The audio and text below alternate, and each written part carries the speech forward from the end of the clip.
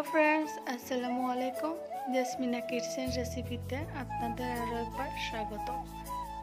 ভিডিওটা ভালো লাগলে চ্যানেলটাকে সাবস্ক্রাইব করে দিতে ভুলবেন না প্লিজ। আজকের ভিডিওতে রয়েছে চাল কুমড়ার মুরব্বা। কীভাবে বাজারের মতো বাড়িতেই চাল কুমড়ার মুরব্বা বানাবো তার একটা ছোট্ট ভিডিও। সবাই দেখবেন, অবশ্যই ভালো লাগবে।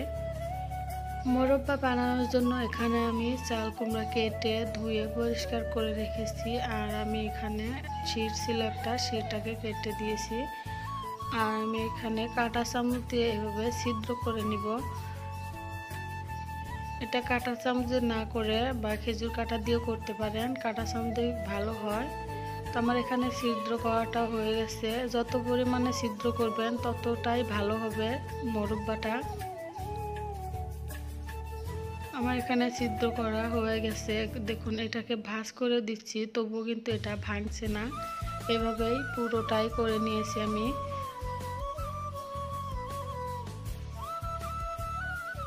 অনেকটাই কিন্তু এখানে জল বেরিয়ে আসছে। আর এটাকে আমি এখন আমার মাপ মতো আমি কেটে নেব। আপনারা আপনাদের পছন্দ অনুযায়ী এটাকে কেটে নিতে পারেন। এটাকে কিন্তু অনেকভাবে কেটে নেওয়া যাবে। আমি এরকম করে সবগুলোই কেটে নিব। এখানে আমার কাটা হয়ে গেছে। দেখুন, এটা অনেকটাই সফট হয়েছে বা এখান থেকে জল বেরিয়ে আসছে। এখানে একটা বাটি নিয়ে বাটিতে পর্যাপ্ত পরিমাণ মতো আমি জল নিয়ে নিলাম। আর এখানে 1 টেবিল স্পুন মতো আমি এখানে চুন নিয়ে নিলাম। এটা পাথরের চুনটা নিয়ে এখন আমি ভালো করে জলের সাথে মিশিয়ে নিচ্ছি।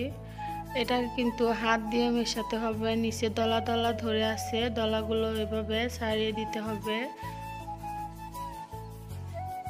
এখানে আমার দলা ছাড়ানো হয়ে গেছে। এখন আমি কুমড়োগুলো দিয়ে দিচ্ছি। এখানে আমার দেওয়া হয়ে গেছে। এখন আমি এটাকে সারা রাতের জন্য ঢেকে রাখবো। 8-9 ঘন্টা ঢেকে রাখবো। আমি এখানে 8-9 ঘন্টা চুনের পানিতে ভিজিয়ে রাখলেই চলবে। 8-9 ঘন্টা ভিজিয়ে রাখার পর আমি এখানে দেখিয়ে দিলাম আপনাদের। দেখুন কতটা শক্ত হয়ে গেছে। আমি এখন মুরব্বাটা বানাবো। তার আগে আমি এটাকে ভালো করে ধুয়ে পরিষ্কার করে নিতে হবে, যাতে চুনের পানিটা একদমই কুমড়োতে লেগে না থাকে, তাহলে মুরব্বাটা লাল হয়ে যাবে। এখানে আমার ধুয়ে নেওয়াটা হয়ে গেছে। এখন আমি এই কড়াইয়ে পর্যাপ্ত পরিমাণ পানি দিয়ে দিব।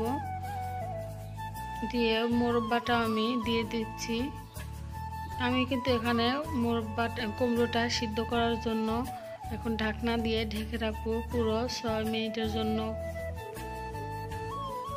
চলে আসলাম 6 মিনিট পর ঢাকনাটা খুলে দেখতে যে সিদ্ধ হয়েছে কিনা। এখানে কিন্তু 80% সিদ্ধ করে নিতে হবে আর 20% রেখে দিতে হবে।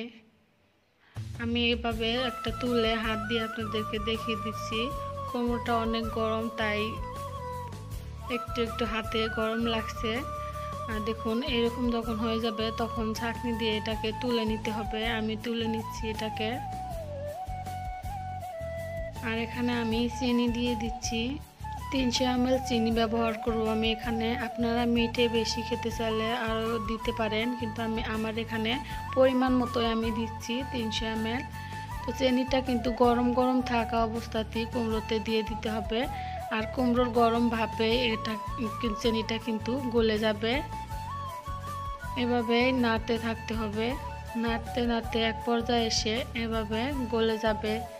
চিনিটা যখন হালকা গলে যাবে তখন এটাকে আবারও আমি কড়াইতে দিয়ে দিব। এখানে আমি কড়াইতে ঢেলে দিচ্ছি। এখানে ঢেলে দেওয়া হয়ে গেলে একটু নাড়াচাড়া করে দেব। আর এটা অবশ্যই মনে রাখবেন যে এখন থেকে গ্যাসের ফ্লেমের আগুনটা লোতে রাখতে হবে। আর এখানে যখন চিনির পানিটা ফুটে যাবে তখন 2টো এলাচের মুখ ফাটিয়ে বিচিটা বের করে দিয়ে দিতে হবে। আর গ্যাসের ফ্লেমের আগুনটা লোতে রাখতে হবে। আমি পুরো রান্নাটা লোতে করলাম, না হলে এই চিনিগুলো গলে ক্যারামেল হয়ে যাবে। আর এখন আমার মুরব্বা বানানোটা হয়ে গেল। আমি এখানে নামিয়ে নেব।